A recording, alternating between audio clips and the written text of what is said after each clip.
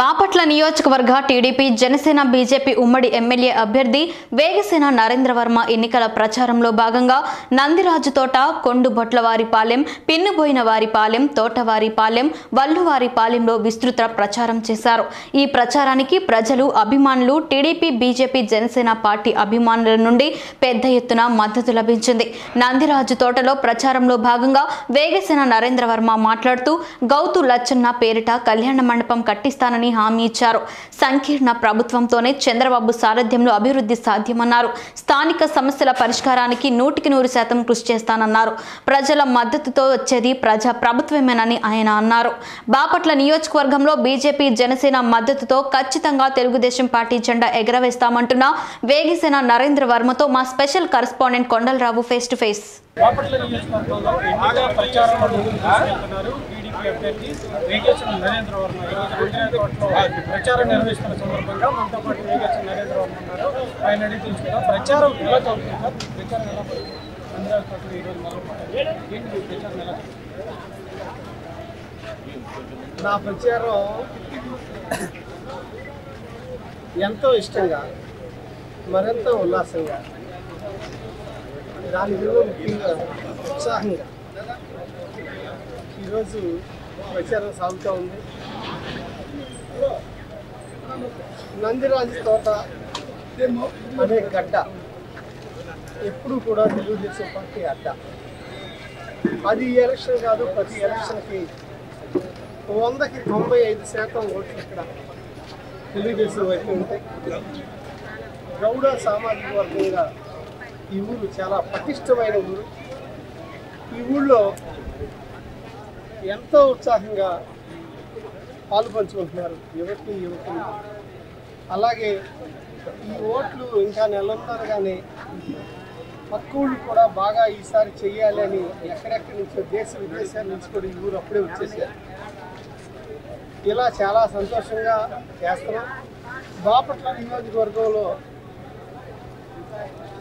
రేపు రాబోయే ఎలక్షన్లో ఎలక్షన్కి చేసుకోవటం ఒక ఎత్తు అయితే, ఎంత మెజార్టీతో గెలవబోతున్నామని ఇప్పుడే నేను జోస్యం చెబుతున్నాను. సుమారుగా 18-20 వేల మెజార్టీతో మేము ఇక్కడ గెలవబోతున్నాం. జూన్ 4వ తారీఖు నాడు ఈ విషయం మీకు తేట తెలియమవుతుందని తెలియజేస్తాను. ప్రజల్లో ఎలా సూపర్ 6 పథకాలు ఆర్టీసీలో ఉచిత ప్రయాణం కానీ, 3 సిలిండర్లు ఫ్రీగా ఇచ్చే విషయం అనివ్వండి, ఆడబిడ్డ నిధి కింద ప్రతి ఆడబిడ్డకి 19 సంవత్సరాలు వెళ్ళిన దగ్గర నుంచి 1500 రూపాయలు నెలకి ఇచ్చే విషయం అవనివ్వండి, నిరుద్యోగ భృతం అవనివ్వండి, అలాగే బీసీల కోసం ప్రత్యేకమైన రక్షణ కవచం అవనివ్వండి, రైతులకు ఇచ్చే సంవత్సరానికి 20,000 అవనివ్వండి, తల్లికి వందనం పేరుతో ప్రతి బిడ్డ చదువుకోవటానికి సంవత్సరానికి 15,000 ఇచ్చేటట్లుగా ఎంతమంది పెట్టినట్టు ఎంతమంది పెట్టిన చూసుకోవడం ఈ మంచి పథకం అవనివ్వండి. చాలా బాగా ఇటువంటి పథకాలు ఇవ్వటం ఒక చంద్రబాబు నాయుడికే సాధ్యం అవుతున్నది. రాబోయే రోజుల్లో అప్పులు చేయకుండా ఉన్నప్పులు తీరుస్తూ ఈ పథకాలను అమలు చేస్తూ అభివృద్ధి పథకంలో దూసుకెళ్లే ప్రభుత్వం అది చంద్రబాబు ప్రభుత్వం మాత్రమే ఈ సందర్భంగా తెలియజేస్తారు.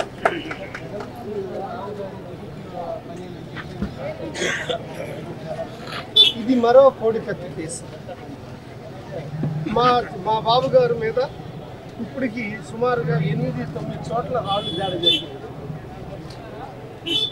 ఒకసారి బాబాయ్ హత్య, ఇంకోసారి కోడికత్తి, ఇంకోసారి ప్రమాదంలో రాజశేఖర రెడ్డి గారు చనిపోవటం. ఇటువంటి సింపతితో తెలుగుదేశం పార్టీ గెలవాలనుకోదండి. అలా అనుకునే పార్టీ ఏదైనా ఉందంటే అది వైసీపీ పార్టీ. ఆ సింపతి అనేది సృష్టించుకోవటం, దాన్ని వాడుకోవటం బాగా అలవాటు అయిపోయింది. కానీ తెలుగుదేశం పార్టీ ఎప్పుడు కూడా స్వచ్ఛంగా ఓటుకెళ్తుంది. ఉన్న విషయాలు చాలా నిక్కచ్చిగా తెలియజేస్తుంది. స్ట్రైట్ పాలిటిక్స్, ఫెయిర్ పాలిటిక్స్ చేస్తుంది ఎప్పుడు తెలుగుదేశం. అంతేగాని సింపతులు సృష్టించుకుని ఆ సింపతిలో ఓట్లు తెచ్చుకోవాలని చూస్తూ ఉండేది వైసీపీ. ఇదే కాదు, ఇంకా రాబోయే 30 రోజుల్లో కూడా ఇలాంటి కార్యక్రమాలు ఎన్నో చేయబోతున్నారని తెలియజేస్తాం. జనసేన బీజేపీ ఎలా సహకరిస్తుంది? మా పక్కనే జనసేన పార్టీ కన్వీనర్ ఉన్నారు, ఆయన కూడా నిరంతరం కలిసికట్టుగా పనిచేస్తారు. అలాగే బీజేపీ నాయకులు ఏ రోజుకి ఆ రోజు ఫోన్లు చేస్తారు, ప్రచార కార్యక్రమంలో కూడా పాలు పంచుకుంటున్నారు. ఎట్లా ముందరికి వెళ్దామనే విషయంలో కూడా తోడుంటున్నారు.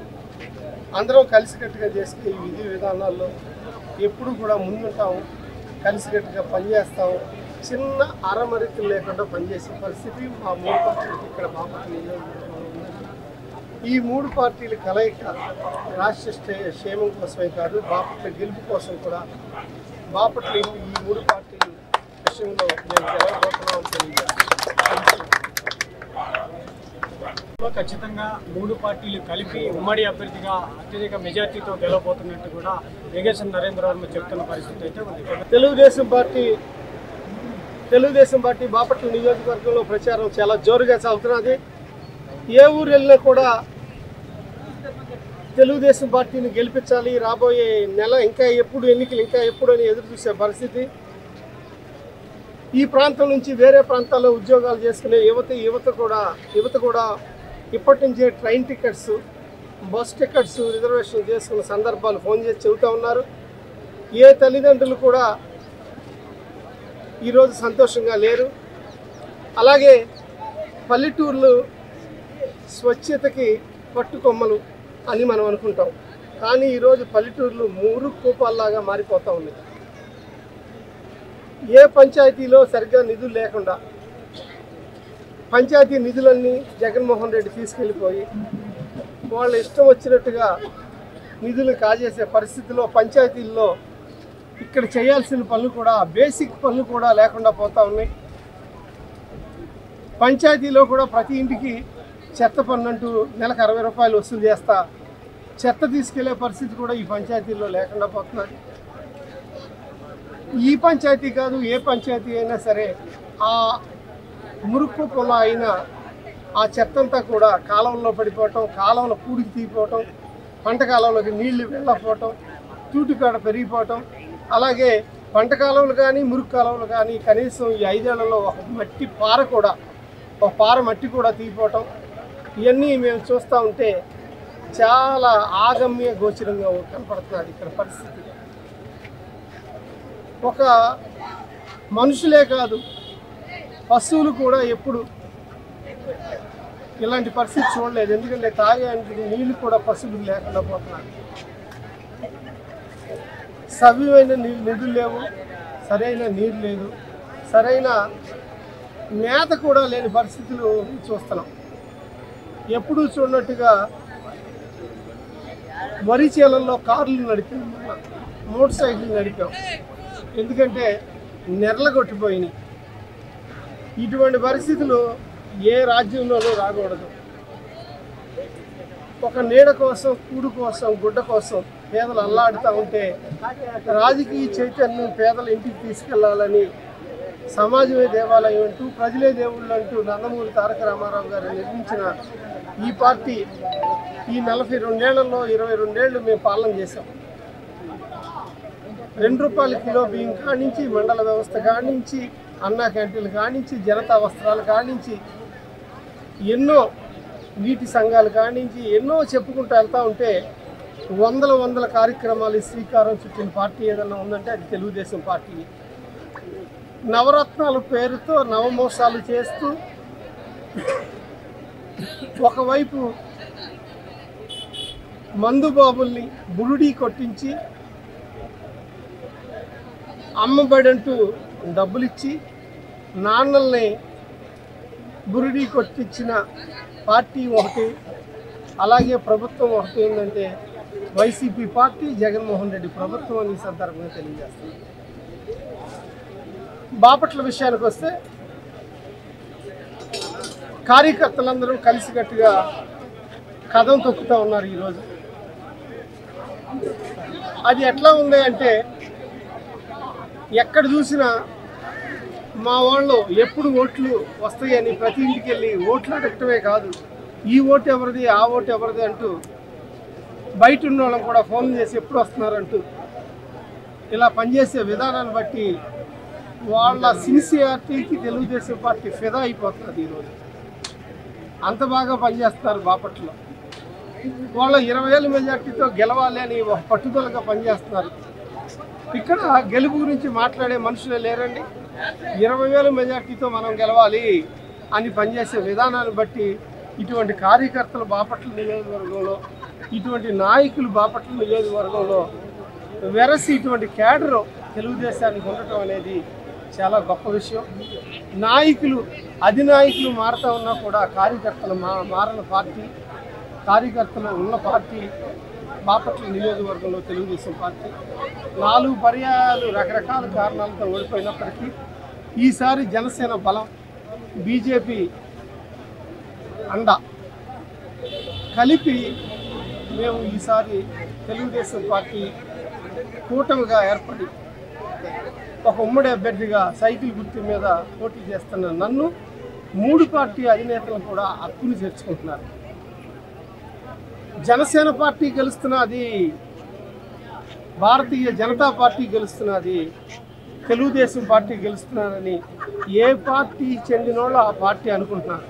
రేపు ప్రభుత్వంలో కూడా అన్ని పార్టీలు ఎలా అయితే పనిచేశామో రేపు ప్రభుత్వంలో కూడా వాళ్ళకి అన్ని విషయాల్లో తెలుగుదేశం పార్టీ కార్యకర్తల వల్ల తెలుగుదేశం నాయకుల్లాగా అదే అండదండలు, ఏ వ్యత్యాసం లేకుండా నేను ముందుకెళ్తానని ఈ సందర్భంగా తెలియజేస్తున్నా.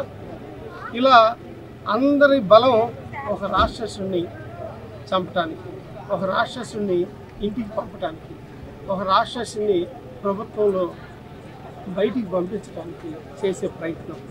అటు ఎన్డీఏ ప్రభుత్వం, రాష్ట్రంలో ఎన్డీఏ ప్రభుత్వం, ఇలా డబల్ ఇంజిన్ గల ప్రభుత్వం, మళ్ళీ రీబిల్డ్ చేయటం కోసం ఏర్పడే ప్రభుత్వం తప్పనిసరిగా 10 లక్షల కోట్ల అప్పులు తగ్గిస్తూ ఉంటుంది నిదానంగా.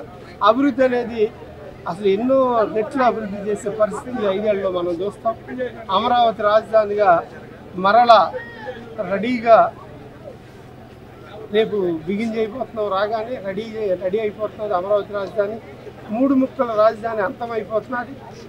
ఇటువంటి ప్రభుత్వం ఏర్పాటుకి మాత్రం ఆంధ్ర రాష్ట్ర ప్రజలే కారణం.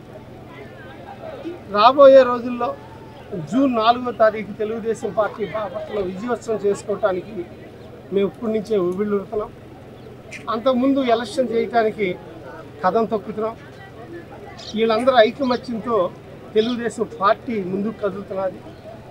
అలాగే మీడియా మిత్రులు కూడా చాలా సహకారం అందిస్తున్నారు. అందరికీ కూడా ఈ తెలుగుదేశం పార్టీ కూటమి అభ్యర్థిగా నమస్కారాలు, ధన్యవాదాలు తెలియజేస్తున్నాను. Thank you.